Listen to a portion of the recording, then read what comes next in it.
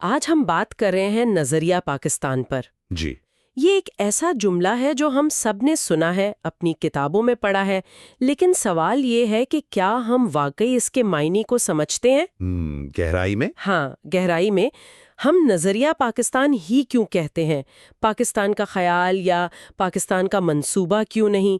مطلب اس ایک لفظ نظریہ میں ایسی کیا خاص بات ہے؟ یہ ایک بہترین سوال ہے، اور آج کی ہماری گفتگو کا مرکز بھی یہی ہے۔ اچھا۔ نظریہ صرف ایک خوبصورت لفظ نہیں ہے، یہ ایک پورے عملی نظام کی طرف اشارہ کرتا ہے۔ ٹھیک ہے۔ تو آج ہم ڈاکٹر حسین کے لیکچرز کی روشنی میں یہ سمجھنے کی کوشش کریں گے کہ کوئی سوچ یا کوئی خیال وہ کب ایک مکمل نظریے کی شکل اختیار کرتا ہے، اور پھر اسی پیمانے پر نظریہ پاکستان کو پرکھیں گے۔ بالکل۔ چلیں پھر شروع کرتے ہیں۔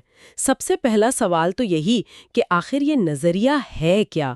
کیا ہر سوچ، ہر اچھی بات ایک نظریہ کہلا سکتی ہے؟ نہیں، ہرگز نہیں۔ عام زبان میں تو ہم کہہ دیتے ہیں کہ میرا نظریہ یہ ہے، جی۔ لیکن اصطلاحی معنوں میں یہ ایک بہت وسیع چیز ہے۔ اچھا۔ ہمارے پاس جو مواد ہے وہ انگریزی کے دو لفظوں میں بڑا دلچسپ فرق بتاتا ہے۔ ایک ہے تھیوری اور دوسرا ہے آئیڈیالوجی۔ تھیوری اور آئیڈیالوجی۔ جی، اردو میں ہم دونوں کے لیے اکثر نظریہ ہی استعمال کر لیتے ہیں، لیکن ان میں زمین آسمان کا فرق ہے۔ وہ کیا فرق ہے؟ یہ تو جاننا بہت ضروری ہے۔ دیکھیں، تھیوری کا تعلق زیادہ تر علم اور سائنس سے ہے۔ ٹھیک ہے۔ یہ کسی ماہر کی وہ رائے ہوتی ہے جسے دلائل سے، تجربات سے ثابت کیا گیا ہو، جیسے آئنسٹائن کی تھیوری آف ریلیٹیوٹی۔ صحیح، ایک سائنسی حقیقت۔ بالکل، لیکن آئیڈیالوجی اس سے کہیں بڑی چیز ہے۔ وہ صرف علمی نہیں ہوتی، وہ عقائد، اقدار، تاریخ، مستقبل کے منصوبے، ان سب کا ایک پورا مجموعہ ہوتی ہے۔ واہ! اس میں نظری پہلو بھی ہے اور عملی پہلو کہ اسے نافذ کیسے کرنا ہے۔ تو اگر میں اسے سمجھنے کی کوشش کروں تو تھیوری ایک سائنسدان کے لیب کوٹ کی طرح ہے، مخصوص اور درست، جی، جبکہ آئیڈیالوجی ایک پورے شہر کے نقشے کی طرح ہے جس میں سڑکیں، عمارتیں، قوانین، سب کچھ شامل ہے۔ کیا خوبصورت مثال دی ہے، بالکل یہی فرق ہے۔ آئیڈیالوجی ایک مکمل ورلڈ ویو، مطلب کائنات کو دیکھنے کا ایک پورا زاویہ فراہم کرتی ہے۔ اچھا۔ اور نظریہ پاکستان کا تعلق اسی آئیڈیالوجی سے ہے۔ تو یہاں یہ بات واقعی بہت دلچسپ ہو جاتی ہے۔ اس کا مطلب ہے کہ کسی خیال کو اتنی بڑی، اتنی طاقتور آئیڈیالوجی بننے کے لیے کچھ خاص اجزاء کی ضرورت ہوتی ہوگی۔ بالکل، یہ صرف ایک اچھا خیال ہونے سے کہیں بڑھ کر ہے۔ تو وہ کیا اجزاء ہیں؟ کیا اس کی کوئی ترکیب یا کوئی چیک لسٹ ہے؟ جی، ڈاکٹر حسین کے مواد میں اسی چیز کو 9 بنیادی عناصر کی شکل میں پیش کیا گیا ہے۔ آپ اسے ایک قسم کی چیک لسٹ ہی سمجھ لیں۔ اچھا، 9 عناصر۔ جی، پہلا عنصر ہے یقین اور عقیدہ، یعنی بلیفز۔ ہر نظریہ سب سے پہلے زندگی کے بڑے سوالوں کے جواب دیتا ہے۔ یہ دنیا کس نے بنائی، کیوں بنائی، اچھائی برائی کیا ہے، ہماری زندگی کا مقصد کیا ہے۔ یعنی یہ وہ بنیاد ہے جس پر باقی پوری عمارت کھڑی ہوتی ہے۔ بالکل۔ اور ظاہر ہے جب آپ کے پاس بنیاد ہو تو پھر ایک مقصد بھی ہوگا۔ جی، اور یہی دوسرا عنصر ہے، مقصد اور خواب، یعنی گولز۔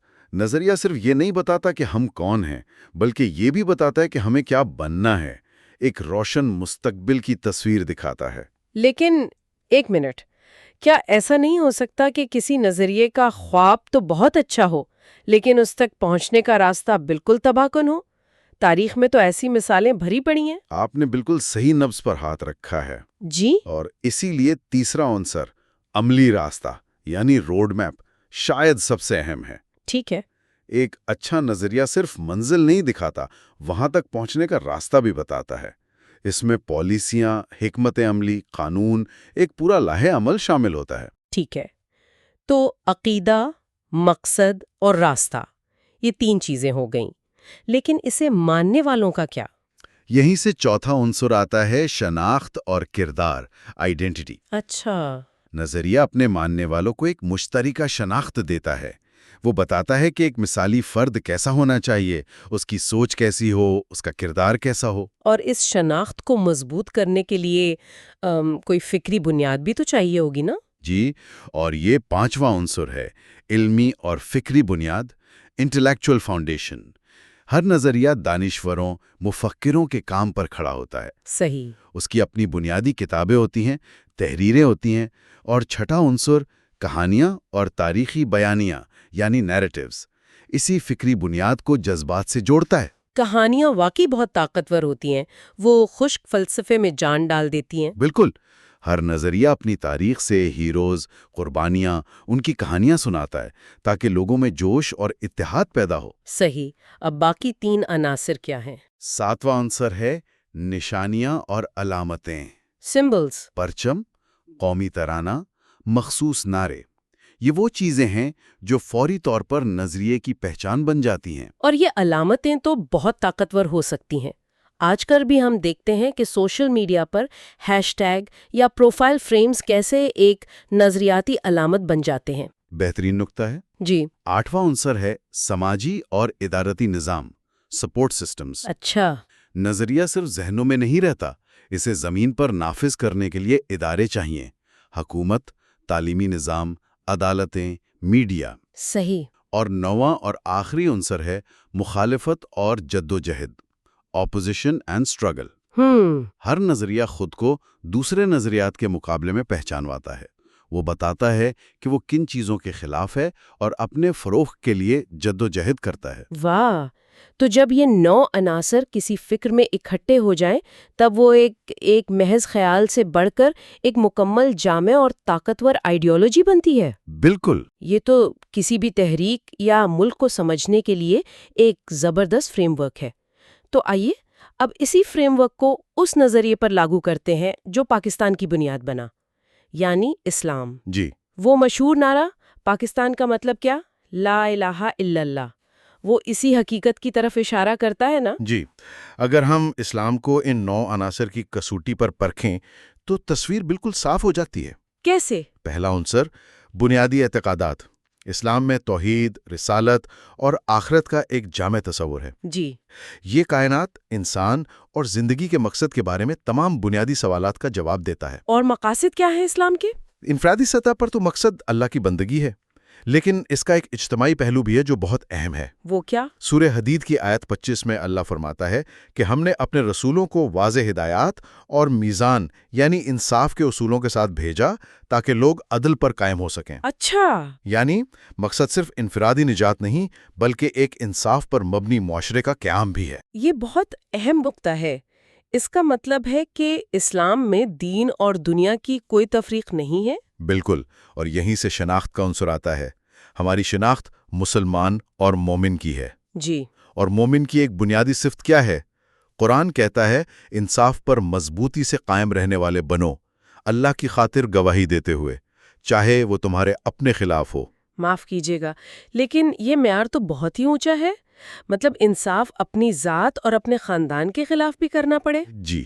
ایک نظریے کا اپنے ماننے والوں سے اتنا بڑا مطالبہ کرنا ہی شاید اسے باقی نظاموں سے منفرد بناتا ہے. آپ نے بالکل درست کہا. یہ کوئی آسان معیار نہیں ہے. پھر اس کی علمی بنیاد واضح طور پر قرآن و سنت ہے.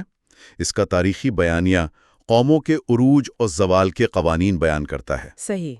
علامتوں میں کعبہ، مساجد، رمضان، عیدین شامل ہیں. صحیح. سماجی حمایت کی بات کریں تو 1400 سال سے اربوں انسانوں کا اس پر عمل کرنا. اور خود نبی اکرم صلی اللہ علیہ وآلہ وسلم کا مدینہ میں ایک ریاست قائم کرنا. جی. وہ اس کی سب سے بڑی عملی دلیل ہے. اور آخر میں مخالفت کے حوالے سے اسلام نے ہمیشہ شرک، الحاد اور ظلم کے نظریات کو دلائل سے رد کیا ہے. تو یہ بات واضح ہے کہ اسلام میں ایک مکمل نظریے کے تمام عناصر موجود ہیں، اور یہی وہ نقطہ ہے جہاں سے تحریک پاکستان کی کہانی جڑتی ہے. جی. یہ خیال کہ اسلام صرف چند عبادات کا نام نہیں بلکہ ایک اجتماعی، سیاسی، معاشی نظام ہے، یہی تو 2 قومی نظریے کی بنیاد بنا ہے نا؟ جی بالکل. عام طور پر کہا جاتا ہے کہ 2 قومی نظریے کا آغاز محمد بن قاسم کی فتح سندھ سے ہوا. ہاں، ہم نے بھی یہی پڑھا ہے. لیکن ہمارے پاس جو مواد ہے وہ ایک زیادہ گہری اور دلچسپ حقیقت کی طرف اشارہ کرتا ہے. 1 منٹ، زیادہ گہری حقیقت؟ وہ کیا؟ جدید تحقیق یہ بتاتی ہے کہ برصغیر میں مسلمانوں کی آمد جنگ سے بہت پہلے بہت پرامن طریقے سے ہو چکی تھی. کیا مطلب؟ جنگ سے پہلے؟ یہ کیسے؟ اس کا ثبوت ہے ہندوستان کی پہلی مسجد کیا آپ جانتے ہیں کہ وہ کب اور کہاں بنی؟ پہلی مسجد ہندوستان میں نہیں، مجھے اس کا علم نہیں۔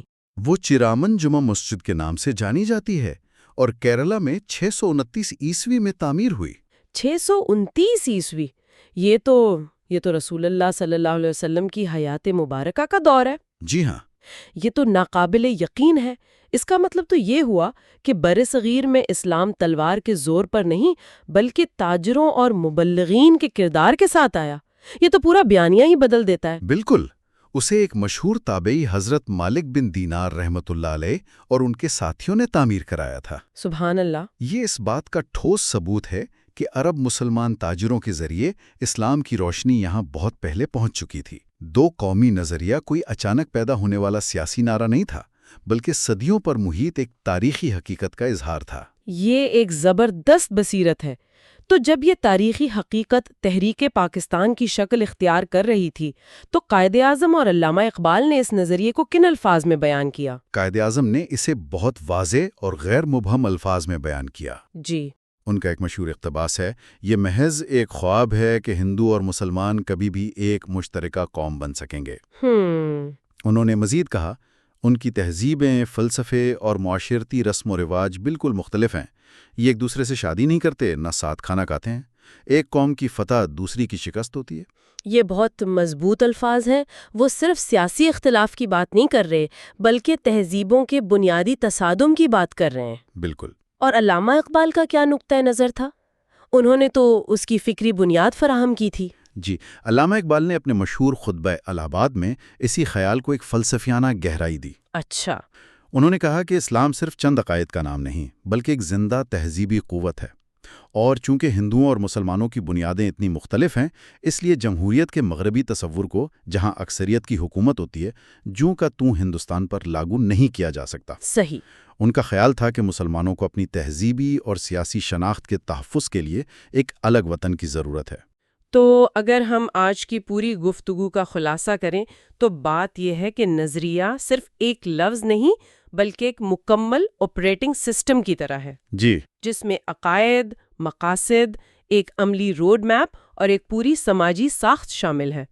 اور نظریہ پاکستان کی بنیاد اسلام کو اسی جامع نظام کے طور پر سمجھنے اور دو قومی نظریے پر رکھی گئی تھی، جس کی جڑیں برصغیر میں مسلمانوں کی صدیوں پرانی منفرد شناخت میں پیوست تھیں۔ بالکل۔ آپ نے بہترین خلاصہ کیا ہے۔ اور آخر میں ہمارے سننے والوں کے لیے سوچنے کا ایک نقطہ۔ جی۔ ہمارے ماخذ میں اسلام کو سمجھنے کے دو طریقوں کا ذکر ہے۔ ایک روایتی طریقہ ہے جس میں ہم اسلام کو 3 حصوں میں تقسیم کرتے ہیں: عقائد، عبادات اور اخلاق۔ جی، عام طور پر ہمیں دین اسی طرح سکھایا جاتا ہے۔ بالکل۔ اور دوسرا طریقہ وہ ہے جس پر ہم نے آج بات کی، یعنی اسلام کو ایک مکمل نظریے یا آئیڈیالوجی کے طور پر دیکھنا، جو انفرادی زندگی کے ساتھ ساتھ معاشرے، سیاست، معیشت اور ریاست کے لیے بھی ایک جامع رہنمائی فراہم کرتا ہے۔ یہ ایک بہت گہرا اور اہم فرق ہے۔ تو اس سے وہ آخری سوال کیا بنتا ہے؟ سوال یہ ہے کہ جب کسی عقیدے کو صرف انفرادی عبادات اور ذاتی اخلاقیات کے مجموعے کے بجائے معاشرے اور ریاست کے لیے ایک جامع نظریے کے طور پر دیکھا جاتا ہے، تو فرد، معاشرے اور حکومت کے درمیان تعلق کی نوعیت کیسے بدل جاتی ہے، اور اس تبدیلی کے کیا ممکنہ فوائد اور چیلنجز ہو سکتے ہیں؟